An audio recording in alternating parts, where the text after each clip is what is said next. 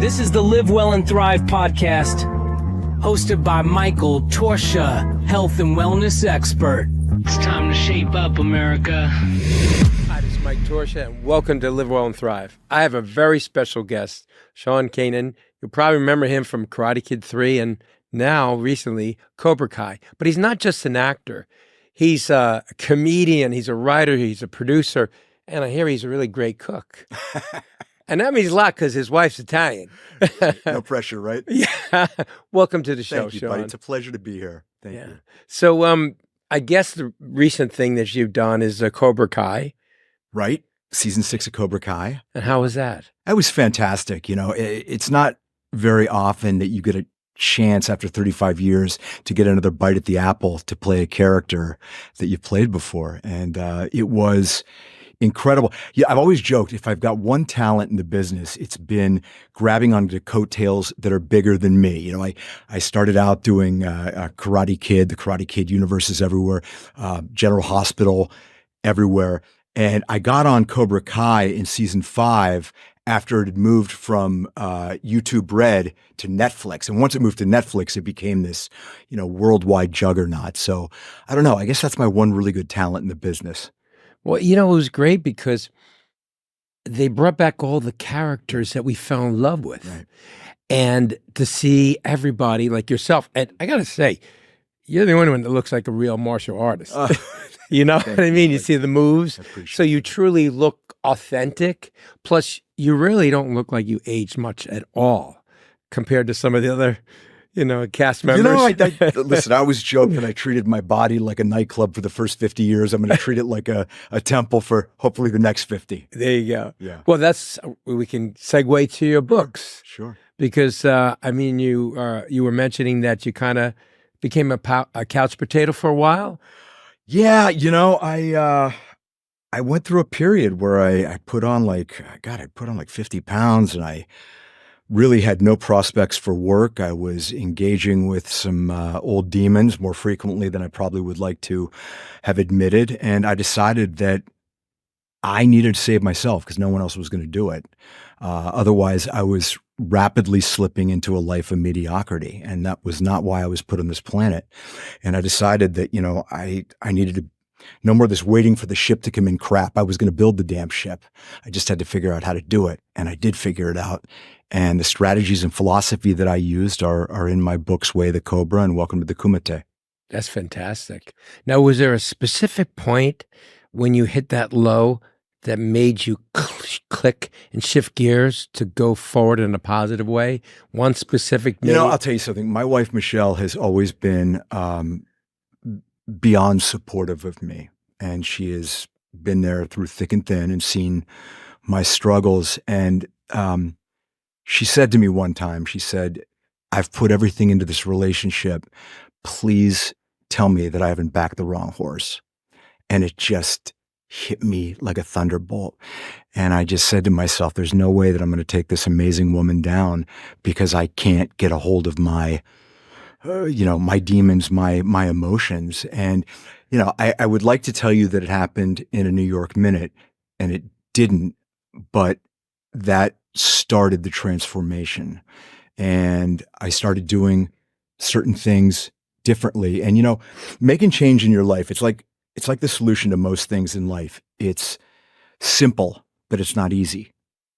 And I started doing some things very differently. And I started having some very significant and positive results very quickly. And the more results that I got, the more I wanted it.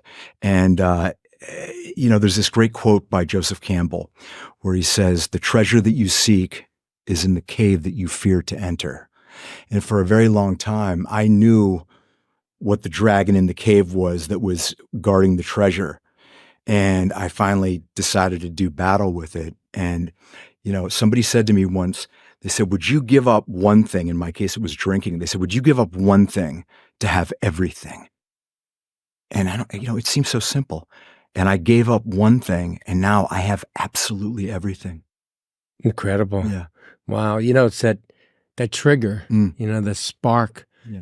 And your wife has been a catalyst Without a doubt. to everything because, you know, a lot of people don't have a great woman behind them. Yeah. And I remember my mother would always hear my father brag that your mom is the driving force behind me. Absolutely. My father would work 7 days a week. He was a laborer. Yeah. You know, he did carpentry, mason, electrician, landscaper, whatever could put food on the table, you know, and my mom took care of my mother took care of the kids. Which was a job in and of And he itself. said, that's a tougher job than ever. Absolutely. Harder than what I do. And I could, after meeting your wife, I could see why. You know, it just always reminds me of that old saying, the right one will make you, the wrong one will break you. That's so true. And I got the right one. Yeah. Well, you know, I could relate to what you're saying about hitting a point of your life where you've just totally let go of yourself. Yeah. I remember when I was 14 years old, I was 50 pounds overweight and I just felt terrible. And I got to tell you something, my mom was so supportive of me. And she said, well, let's do something about it. Yeah. And so she brought me into the living room and she said, I want you to watch this guy. His name is Jack LaLanne. And I got to tell you something, the fact that we did it together. Right. She goes, I'm chubby too. Yeah. So let's do it together. We tracked what we were eating, just like Jack would say. And he had this big blob of, it looked like fat. Oh, and it was like beef fat. Yeah, he put together. Yeah. And it was like, this is what 20 pounds of fat looks like, you know? And he had that white German Shepherd, you know, there all the time. And I had my German Shepherd there. So I was emulating him. Yeah. And sure enough, I got all the weight off. Yeah. And then it was so funny. My mom said, okay, well, now you need another goal. Yeah, you got to do something. She goes, now put on some muscle. Right. So she took me to the YMCA because I had brought home a flyer that had a picture of a bodybuilder. And it said, bodybuilding program. And she said, I'll tell you what, I've saved in the closet, I have a shoebox and I have $40 saved because I'm going to buy a new pair of shoes. Money then, But you're more important. You're everything to me. So she took me to the YMCA in White Plains and she paid the $40 for the year. She goes, go to the gym, work out. I'm going to go to the Grand Union shopping. I'll be out in front in an hour. Build your body. So I get down there and it's like a dungeon. There was like a light bulb hanging. It was down this deep, dark stairs. Yeah. And people were working out with grungy clothes like they've been wearing it for weeks, never washed it. There's no women in the gym. And I see this massive guy, huge arms. I walk over to him, I said, excuse me, sir, is that a great exercise for building arms?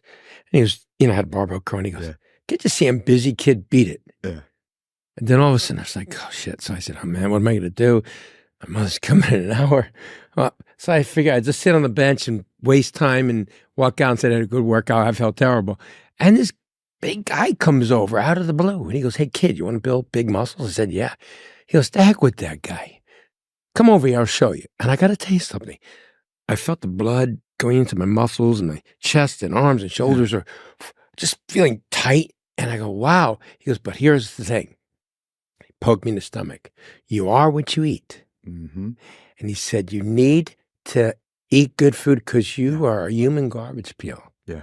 You're just putting crappy food in you. Right. He said, you have the structure to be a champion bodybuilder someday. So I tell you what, you correct your diet, you come to the gym 3 times a week, I would train you. But I said, listen, I don't have any money. My mother could barely afford the membership here. He said, I'll just pay you for it. That's all I ask you to do. So when you become a champion bodybuilder and a young kid comes up to you, you help them. You know what's so funny is without knowing it, you've just encapsulated some of the major points in my book. And the reason you did it is because there are certain things that are fundamentally true in the universe. First of all, your mother gave you a why. You saw the sacrifice she made, and your why was, my mother gave me this gift. And that was probably a really motivating factor. That and the fact that she gave you positive reinforcement instead of negative reinforcement. The next thing was you got a mentor. You got a guy at the gym who had what you wanted, was willing to give you the time, again with positive reinforcement. And you said it in a completely different way than I talk about it in my book, but it's the same thing because I had this great acting teacher named Roy London, and he used to say, I've got more in common with a successful plumber than I have with an unsuccessful acting teacher, meaning that the very same things that it takes almost anybody in any field to become successful, There's common denominators. You have to behave with integrity. You have to have self-discipline. You have to put in sacrifice. You have to be of service, all of these things. And it doesn't matter whether you want to be a professional baseball player or you want to be an accountant. To reach the top of any field, you've got to do some of the very same things. That's amazing. I can't wait to read your books, by the way, and just learn from it, because I tapped into what I learned from the very beginning, but I always feel I can learn more, and I like to help kids. Yeah. I like our future generations to set a healthy pattern, not just a way of eating and exercising, healthy way of thinking. Absolutely. Healthy way of living your life, having a wonderful mate in your life like you have. And I know all those elements are important, because you can have a toxic person in your life. For sure. It's not just toxic food or alcohol that's toxic. I mean, it's a proven fact now. I mean, I read all the medical journals every single week. Yeah. Alcohol is poison. It's poison. Absolutely. And people think for that fleeting moment of, oh, I got a buzz. Yeah. What it does to your body, it ages you, rapidly ages you, right? Just like drugs do. And the fact that you went clean, you took all those elements that were clogging up your brain and your thoughts. Pretty soon after getting sober, the clouds parted and all the things that I couldn't seem to manifest before happened. I mean, I remember it was 2021, and there was still a lot of the pandemic restrictions and things like that. And my year started out by getting asked to go to Puerto Rico to do a movie with Bruce Willis, which was a bucket list thing for me. I grew up with the guy. Oh, wow, yeah. I did the film. It was great. I came back to LA. They called me and said, we're doing another film with Bruce in Puerto Rico. Will you come back? I came back. I did another film with Bruce. I got asked to do Cobra Kai. I wound up doing a Lifetime movie, and then I got a 2-year contract on Bold and the Beautiful again. And at first I was like, oh, this is a really good year. Why is this happening? Why is it happening, idiot? First of all, because you're not drunk all the time. You're not 50 pounds overweight. You're focused, and you're putting out a vibration of abundance and a vibration of success. And as we know, the universe matches our vibrations. Yeah. And when you do that, you learn to become what I call meaningfully happy, which means you're not relying on external things to make you happy that are fleeting, whether it's eating or, kind of meaningless sex or shopping or all the things that people do. I call it filling the hole, WHOLE, because you're trying to feel whole. And as soon as it dissipates, you got to find something else. But when you're meaningfully happy, you are happy from the inside. And you can have a crummy day, and you can be mad at something, but you're not angry. Anger is something that's a withering, distorting emotion that kind of rots your soul. Mad is something that happens because we get frustrated as humans. You know what I mean? But you work through it. And as soon as I learned to become meaningfully happy, I just started to feel like I was in a flow state all the time. And I didn't chase things anymore. I worked hard, didn't concentrate on the results, focused on the process of refining myself, and then the results come. Well, it's amazing those things you said, is because I really feel a little bit of guidance goes a long way. Sure. Just like with you had your wife. And my wife. That triggers you. Yeah. But then you took on your own and said, I need to make a change. I have the most incredible woman in my life, and I'd be crazy if I'm going to lose her. I'm going to get my lazy ass off the couch and start doing the right thing. And you created that new energy. It was hard for me because God has blessed me with certain talents. And, the thing that I try to convey to young people is that talent can be a real detriment if you don't match it with hustle. When talent's lazy, hustle will win. And when talent has hustle, it's almost unbeatable. And I had talent, and I sometimes, more than sometimes, would rely on that thinking it was enough without really doing the work. And it wasn't. And as soon as I kind of got clean and got my head right and applied effective hustle to it, it became unstoppable.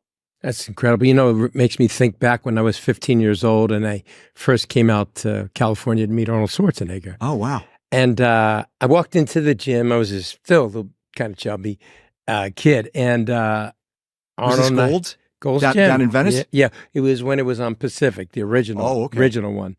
And I mowed these lawns and cut hedges for like 2 months to be able to save the money to come to California to meet Arnold Schwarzenegger. Amazing. And sure enough, when I met him, he invited me to, work out with him and Franco Colombo. Yeah. And then there was a place called Germans where you can get like a dozen eggs, half pound of beef patty, and half a cup of cottage cheese for like $6. Wow. And I couldn't finish all that food, and they're eating it, gobbling it down. What's the matter? Eat your food. But Arnold got so mad at me. You girly man. I like an idiot. I took ketchup, and like they said, Oh, like because the sugar. Because the sugar in the ketchup, right? Come on, what are you doing, little Kroger? You have so much sugar. That's why you got a big belly. No more, no more ketchup. And I'm like, I'll tell you something. Yeah. I was 15 years old. Yeah. I never have touched ketchup Right. ever again since he told me that. But what he also told me that was so significant was, he goes, I didn't have the best genetics. He goes, Come on. no, he said, Come on. The guy's 6'2". Well, And Arnold didn't have the best Well, genetics. but he was making an example. He goes, look, my biceps are overpowering my triceps. My calves have never been big enough to compare to my quads. My hamstrings could have been better. Uh-huh. Didn't have a very good lower back, but my other body parts, I was able to twist the poses. I had a wider waist, so I twist and turn. Right. So I hid my weak points. But what made me such a successful champion was I worked harder, because there's people like Sergio Oliva and some of these others had incredibly Right. freaky genetics. Right.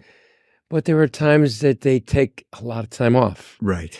and they wouldn't train as hard. Right. I trained harder than anybody. Yeah. I earned the Mr. Olympian, the universes and all that. Listen, I have a tremendous amount of respect for Arnold. As a kid, I wrote him a letter too.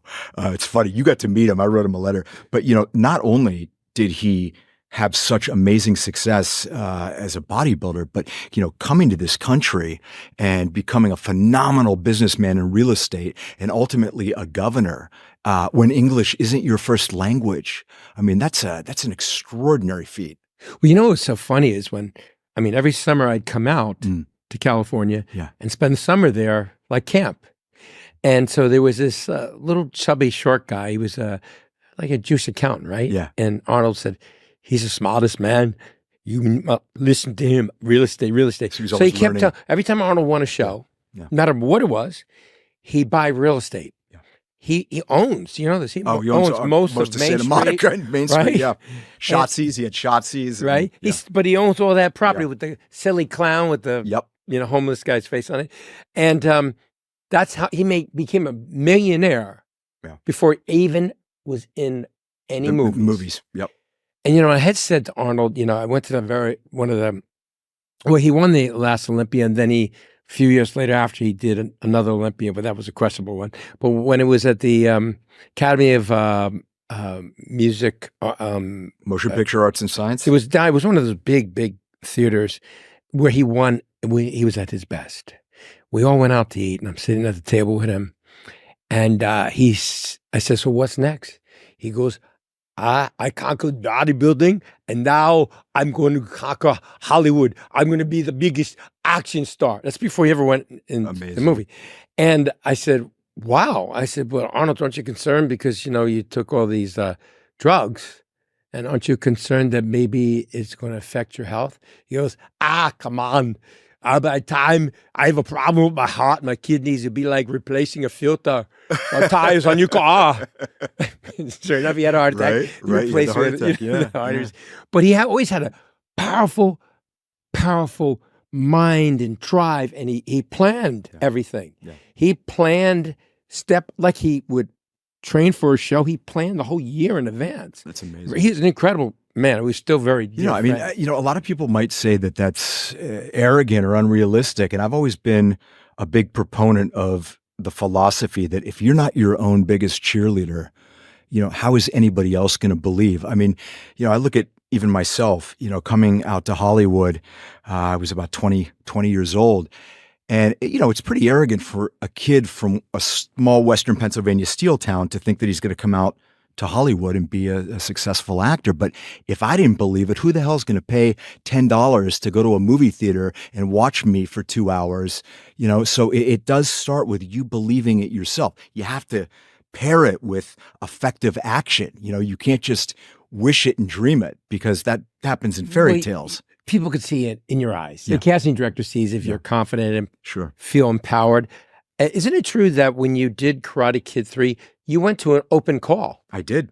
So tell me about that experience. So my martial arts studio in Newcastle, Pennsylvania fell eventually under the umbrella of something called the Japan Karate Federation, and a gentleman named Fumio Demura was the head of it.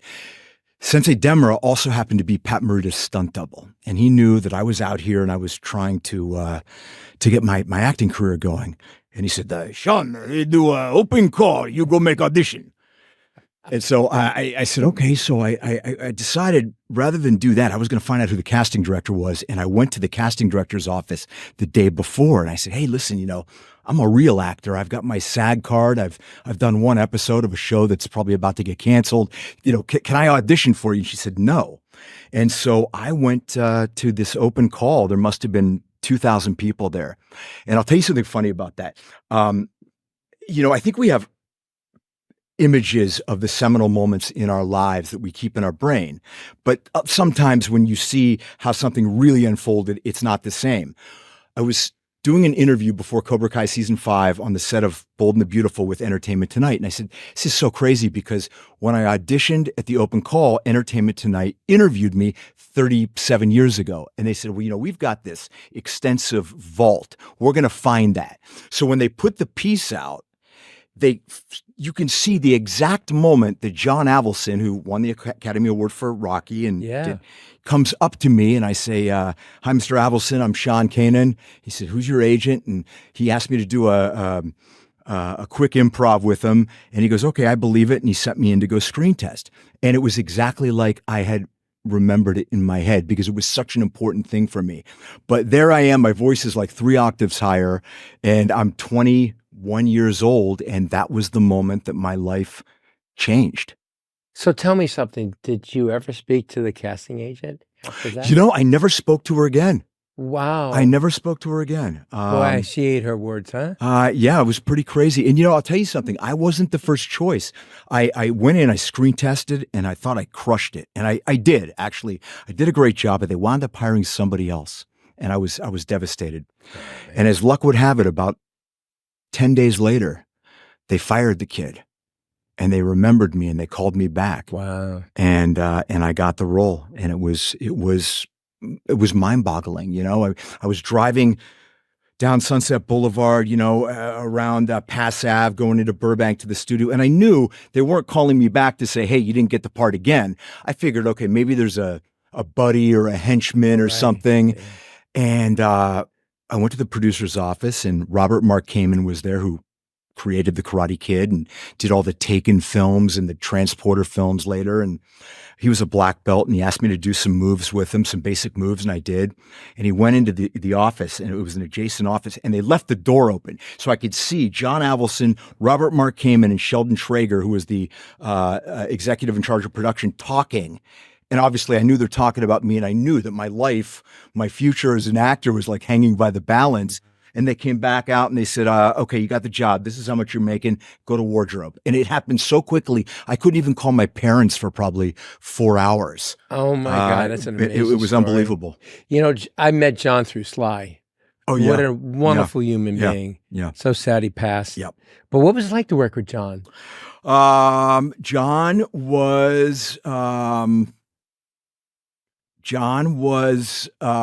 had a very firm idea of what he wanted to do. Yeah. I was a very, very new actor. I had just started studying acting. And when you go on a set, there's a whole vernacular, there's a whole vocabulary, like there is, the team in an emergency surgery trauma unit, they have certain words they use. If you're working, as a Freemason or a carpenter, same thing when you're on a movie set. So here I am. There's Pat Morita. I grew up watching him as Arnold on Happy Days. Yeah, I was right. the guy that bought a ticket to go see The Karate Kid. And now suddenly here I am on the set and there's all these words being used that I don't know. You hear somebody say, kill the baby. You're like, what? And that means it's a little light called the baby. You kill it. You know what I mean? Check the gate. And I had to learn a lot of things very, very quickly. And I had to get over that pinch me moment and realize that this was the third installment of an internationally well-known franchise where there was a lot of money on the line. And, I was an unknown commodity. I mean, Ralph Macchio was the Karate Kid, Martin Kove, they had all done the first two films. Yeah. And I'm this guy that they plucked out of obscurity. And I don't think that they were 100% sure whether I could pull it off or not. And it wasn't really until the final scene at the All Valley tournament where they finally said, look, just do what you want, go for it. And they kind of let me off the chain, so to speak. And I just went for it. And they were like, you did it, you nailed it. And so during the course of the film, they were very on me. They were very there was sort of a disciplinarian type attitude, and I needed it. I was a young, kind of undisciplined kid. And I had some rock charisma and I had some youthful good looks, but I didn't have a whole lot of acting technique. But they recognized that if they disciplined it, they could get the performance out of me that they wanted. And, in retrospect, the way they handled it was the right way. That's great. Now, I got to ask you about the question where I heard that you had gotten injured. Yeah. And what scene was that you got injured? So there was a scene in the Cobra Kai dojo where Mr. Miyagi throws me against a wall, but the stunt had nothing to do with karate where I got hurt. I had to stand in a stationary position and I had to jump 2 feet onto the ground. And I did it again and again and again. And long story longer, Christmas Eve, 1988, while everyone was preparing to celebrate with their family and friends, I was bleeding to death in the Humana Sunrise Hospital in Las Vegas. I was having a lot of pain prior to that. We broke for Christmas, and I went to Las Vegas. You say, why did I go to Vegas for Christmas? Because I was 22. That's why. I had this pretty significant pain in my left thigh, which I attributed to all the karate I was doing. So I was taking a lot of aspirin. Aspirin's a blood thinner. I had punctured something, my omentum, which sits on top of your intestine. I didn't even know what it was till they told me. And the blood was dripping on my femoral artery, and that was causing the pain in my leg. And the aspirin exacerbated the bleeding. So I passed out at the Dunes Casino, and they took me to the hospital. And I remember when I was in the ambulance, they said, we got to get him there. He's dying. Oh my God. And so they said, look, we got to take you to surgery. And I figured, you mean like Monday? And they said, no, in 15 minutes. And this nurse, I'll never forget, she looked so beautiful in the moment. I mean, I don't remember if she was or not, but she was almost like angelic to me. And she gave me this paper and I said, what is this? And she said, this is a paper that says we don't guarantee we can save your life. We don't know we can. Signing this thing. And I mean, shit's getting very... And you're all by yourself. Well, I was there with a then girlfriend, but I mean, I was in that moment, she wasn't there and I was by myself. Yeah. And so they took me into surgery and I came from a family of doctors. And I said to the surgeon, I said, listen, if you can, please don't cut through my abdominal muscles, resect them. Here I am, I'm telling the surgeon how to do his job, right? Because I knew if they cut the abdominal muscles, there's no way that I could have stayed in the film. You can't heal. Yeah. So they resected them and I made it through the surgery and I woke up and I had a 15-inch wound on my abdomen with staples sticking out of my flesh. And there was a guy in a bed next to me. They couldn't get me a private room. And I remember the guy died the next day and I was like, oh, this isn't a good omen, right? And my dad was sitting in a chair and he was gray. And my parents could only get one ticket to come out because they came from Pennsylvania at midnight. So they decided my dad would go, my mom would come out as soon as she could. And I could only imagine, my poor father not knowing what was going on other than his son's going into emergency surgery. That must have been the longest flight of his life. And I said to him, if I can't finish this movie, I don't want to live. Now I get that was pretty dramatic, but I'm an actor, so give me a break. And I didn't have to wait long. Avildsen called me, and there were no balloons, there were no flowers. There was, you got 10 days to get back to set, or we're gonna have to get rid of you, and we're gonna hire Brandon Lee, Bruce Lee's son. Oh, wow. And I got really pissed off. And I had a choice to make in that moment. And that choice was, what story was I going to attach to those events?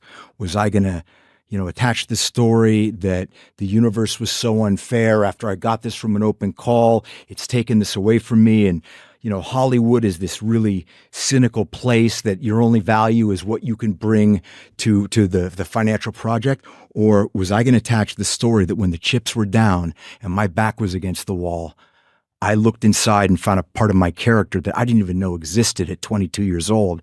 And I was going to beat this. And so that first day, I got out of my bed and I could make it to the bathroom about 10 feet away. And I was exhausted. I got back in bed. And the next day, I could walk around the hospital floor one time, and then I was exhausted. And the next day, I could walk around 3 times, and the next day, 5 times. And I had them discharge me against medical advice. And I went to stay with my grandparents who lived in Southern California. My grandfather was a doctor, and I rested up for about a week and a half. And they decided that they were going to keep me in the movie, but they were going to have a stuntman do all my stunts, use me for the close-ups, which is an absolutely horrible alternative to be faced with as a producer and a director. And they said, we're gonna put you with this guy who was a lineman for the Rams when the Rams were in LA in the 80s. His name was Kyle Borland. And I started training with him. And the first day, 5 sit-ups, 10, 100. And finally, I showed them the martial arts. I convinced them I could do it. And I wound up doing every one of my own martial arts stunts in that film. And I always joke that it was a good thing that I wore that sleeveless black gi, because if it had been a white one, you would have seen me bleeding right through it, because the staples had just come out like a week before, and it wasn't healed. And I didn't care. Maybe it was hubris or stupidity of being young, but I recognized that I had to finish this movie because it was going to be life-changing. And I'll wrap this story up by telling you this. People always say to me, was Karate Kid the most important thing you've ever done? And it was, but not for the reason that people think. Not because, it introduced me to the world as an actor and it was seen, in all these different countries. It was because at 22, when you think you're immortal, I was told I was possibly going to die. And at least on that day, kind of on any given Sunday, I won. I mustered up what I needed to survive. So now the story I carry with me is when I'm having a really rough day, when I'm facing something where I don't know, I say, is it as bad as being told that you might not make it? And then you do, then, buck up, buttercup, you got this. Wow, that's fantastic. Yeah. Knowing John, he probably knew you had it in you. Yeah. Well, he hired me. He gave you the tough love. Yeah. Saying, hey, absolutely. And he knew you'd deliver, but we need those stimulation, positive, stimulation. But I'm so proud of you that you did that. Thank you. And I love everything you're doing, the books and appreciate all the great, and you do stand up too. I do stand up, yeah. We got to let me know when you're doing. I will absolutely. I'll come out. Yeah. Bring a crew or cheer you on, man. Yeah, you'll enjoy it. Because I used to train Rodney Dangerfield, Roseanne Barr, Sinbad. So they used to bring me to the Laugh Factory on Sundays. Yeah. Jay Leno would be there, and they'd run their routines. Yeah. I was like in there. I go, boy, nobody knows all these people here on Sunday nights. Yeah. And so Rodney used to run jokes to me all the time. Before we work out, our warm-up was saying jokes to me. Oh, my God. 20 minutes of jokes. That must have been amazing. And I said to Rodney, I'll never forget, he goes, I go, Rodney, what makes a good joke? He goes, it's not the joke. It's how you deliver it. It's how you deliver it. It's how you deliver it. How you delivered for this movie and other movies in the soap opera and all the other things you're going to be doing in the future. You come and deliver, Well, I got to thank you for coming on today. Oh, Mike, this was an honor. Thank you so much. I could talk to you for hours. It's yeah, just well, like talking have to a you good come friend. back and thank you. Share more. And Absolutely. So I want to tell everybody, hey, if you have someone you care about, please share this episode. You're going to hear so much that could change their life and your life. Thank you for watching. And remember, we need your support, so please subscribe. Thanks for watching.